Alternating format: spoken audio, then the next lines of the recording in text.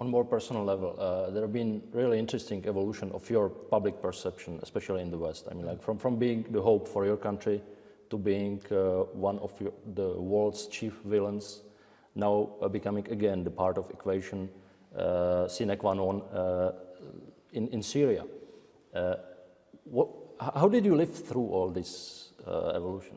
How are the evolution? Evolution from being the hope for your country to be the you mean before the crisis? Yeah, I mean like to persona non grata now, and now again, I mean like everybody's counting on you again for the future in Syria. If you look at the relation with the West, in 2005 I was the killer.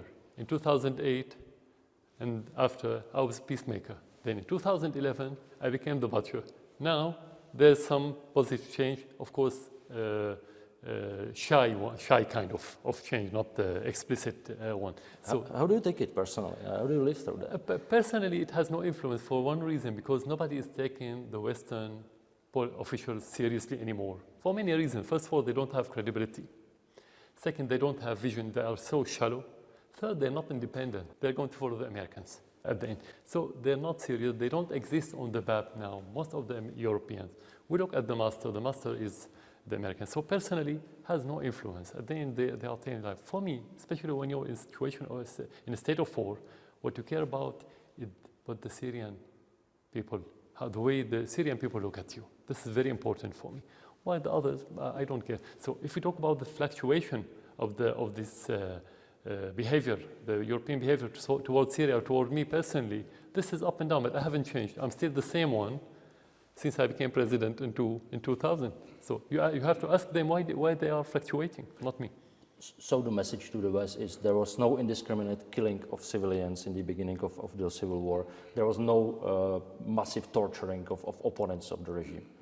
Let's presume that this is correct according to their propaganda. How could you have the public support and stay in your position for 5 years while you have the strongest country in the world against you, while you have the richest countries in the world against you, and your population that you are killing them against you? How can you stand here? That's unrealistic. So you should have support. How could you have public support of your people while you are killing them? Can you explain? You cannot. I cannot. So that's not true. If we want to talk about the casualty, any war is a bad war. There's no good war, even if it's for good cause, but it's a bad war. So you have to avoid it. But when you cannot, war is about killing, armaments is about killing. You always have casualties, you always have innocents in any war during the history. But while to have the intention, what do we get if we kill our population? How do you kill them while you want their support? What do you feel when you see the pictures of hundreds of thousands of your fellow Syrians fleeing to Europe? The feeling is very sad, especially if you think about every person of those Syrians who left Syria has a sad story behind him. It reflects the hardship of the Syrian during the crisis. From, let's say, a rational way of looking at the situation, it's a loss. Every one of those is the human resources that left Syria. So that will undermine your society in your country, definitely.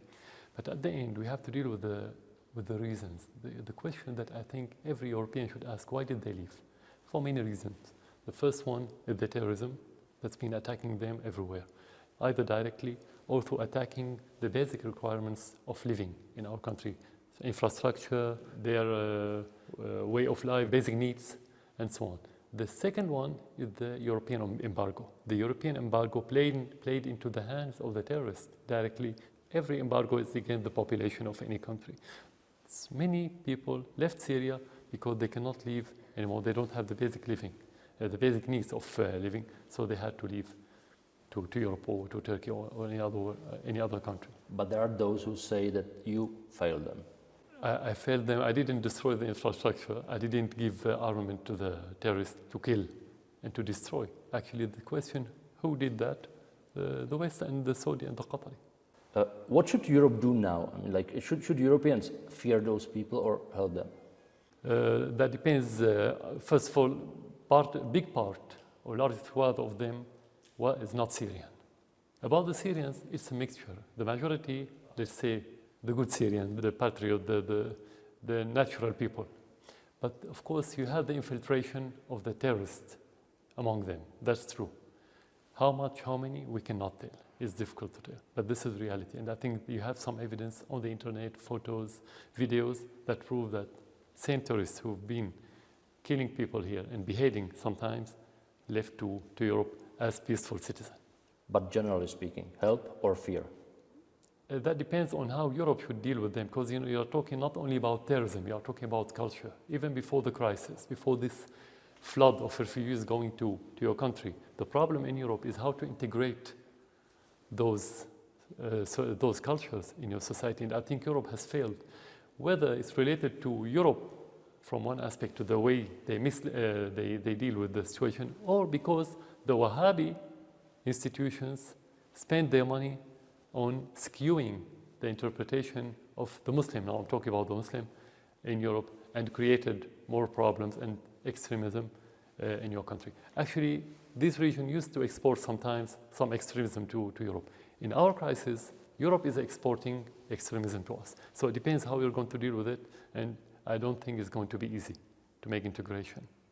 How you see yourself in this conflict? You say your enemies are terrorists, fanatics, foreign agents. What is the most precious thing you are trying to protect? In our country? Yeah. Secularism. Because Syria is a melting pot. Of course, secularism in Syria is different from the way some in the West, especially in France, maybe understand is to be against religion. Actually, secularism in Syria is to have freedom of religions and sects and ethnicities. Without this, you won't have Syria that you know for centuries. So this is the most important thing that we can try to protect. The second thing is the moderation. Because of this variety of different factors in this society for centuries, you have moderations. Without this moderation, you cannot hit this melting pot. What the terrorists are working on now is to create a new generation that they know nothing about moderation, that they're going only to be killers, extreme, fanatics, don't accept the other. In a few years' time, this is going to be a real danger. How can we deal with the new generation? It's not about somebody who's 20 and above. It's maybe 20 and below. This is the real challenge that we're going to face. Is there anything you wouldn't do to protect those values you mentioned? No, you should do everything to protect your country. You cannot protect your country if you don't protect the society and the principles and the values of that society. You cannot. Country is not only land and borders. It's people. It's a way of thinking. If you had a chance to change one decision you made in those past 5 years, what would that be? Many people that we trust that we shouldn't have trusted. This is the biggest problem within Syria and outside Syria. Like Erdogan, for example, in the past.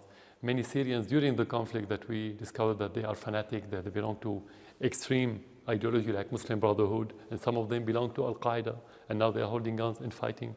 At the very beginning, we thought they are working for their country. This is the main issue. While if you want to talk about the strategic thing that we took, it was based on 2 pillars. The first one is dialogue. The second one is fighting terrorism. These 2 pillars will not change them, never, will never change them. Even maybe the balance between those 2 pillars? You cannot talk about the balance because you have reality changing every day. So a dialogue should continue to the maximum, and fighting terrorism should continue to the maximum. Actually, there's correlation between them, with each other, not against each other. So you don't need this balance. You need to go to the maximum with both, in parallel, in tandem. After all what happened in Syria in those past few years, everybody has seen those horrible pictures. Do you have restless nights? Do you have bad dreams? You live with this sadness every day. I mean, you live with the how to say, suffering of the people on daily basis. Every hour you have this bad news. So it's becoming the atmosphere that you live in. But at the same time, the feeling of the Syrian people that one of the challenges of what's happening, not only to fight, not only to give political stand, but to live your daily life. And the most important example of that, the families of the martyrs in our country. You go and visit them, you look at them, they have strong will, and they try to live as much normal life as you can. So you cannot put yourself in that bubble of sadness. You have to live forward, to carry on your life, and to bring hope to the people. And you should be optimistic that you can solve the problem and bring back Syria to its normality. Is there a space for doubts for a man in your position? Doubts about your deeds, about your steps you made? About in the past, you mean, or the future? I mean, like, yeah. If you ask yourself, if you... Of course, you have to revise yourself every day. And if you look at the details, you always have details that you think about. You could always say that it must have been done in a better way, because you don't have maybe full wrong or full right. So what the percentage, this is something subjective. You change your mind about everything every day, but it depends on the situation. Especially when you don't have one separated factor. All the factors are related. So the balance between the different action that you take is not easy. You keep revising and you keep it changing, but I think the only real evaluation and objective evaluation will be after the end of the crisis. In the middle of the war, it's difficult to reach a conclusion about everything. So I think later, after the crisis, we can say exactly where we were wrong. We definitely will do mistakes like any other human. Where do you see Syria in 10 years? In 10 years, how do you see the only option that we have is to defeat terrorism. There's no way. Second, to keep, as I said, the society, this intermingled society with its different colors.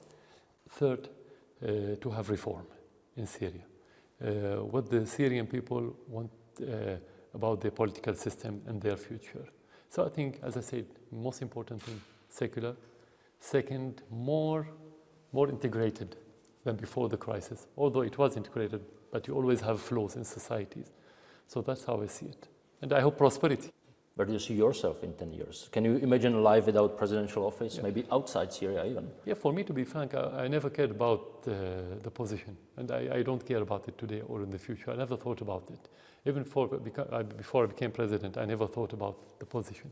It's about what the Syrian people want. Now, in the middle of the war, I'm not going to say I'm leaving for any reason, unless the Syrian people want me to leave. If there's war, you have to do your job in order to protect your country. Otherwise, you are a traitor. That's not accepted for me or for the Syrian. When there's election, the Syrian people will decide. If they want me, I'll be happy to be president. If they don't want me, I'll be happy to leave it. I don't have any problem. For 5 years, there have been discussions about your end. You're leaving the office. Sometimes it seemed that it is not question if, but when. But after 5 years, yet you are still here. What do you have that leaders of Egypt, Tunisia, Libya didn't have? The public support. Whenever you don't have public support, you cannot succeed, you will fail.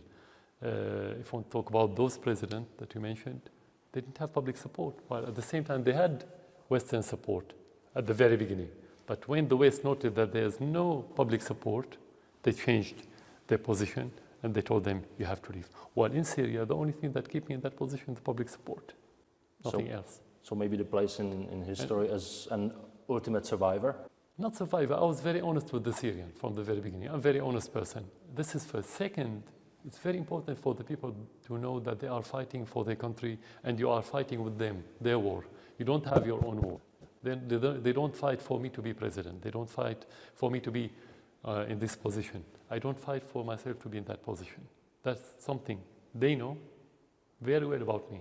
Otherwise, if it's my war, if it's about my position, nobody will fight it. You won't have those people fighting in the ground and losing their life for this. The last question, the most difficult one. When there will be peace in Syria? When those countries that I mentioned, France, UK, US, Saudi Arabia, Qatar, and some others, stop supporting those terrorists. The other day, the situation will be better. In a few months, you will have full peace in Syria. Definitely. Any time frame? I told you in a few months, if they stop. If they don't stop, that about what the obstacles they're going to put. But in spite of these obstacles, we're going to win. But when, it's going to be difficult to answer. Are you optimistic about that? Of course, definitely. Otherwise, we wouldn't fight. If we don't have hope, we wouldn't have fought all that war as Syrians. Many thanks, Mr. President. Thank you for coming.